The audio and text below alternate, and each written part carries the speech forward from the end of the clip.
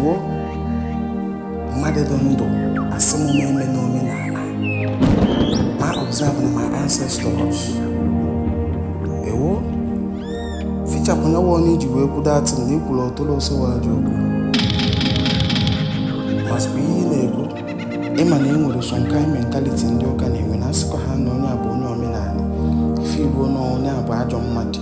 hapụtaba unu echezi na otu ahụ ọ dụghị otu ahụ unu si echi ya elu traditionalist ife dị iche na-adụ na ndụ onye ahụ agwụghọ nga ụdị anya ahụ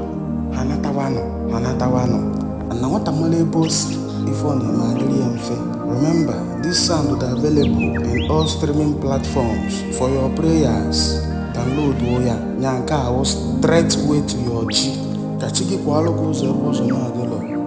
ma elu gị ife ahụ siri gị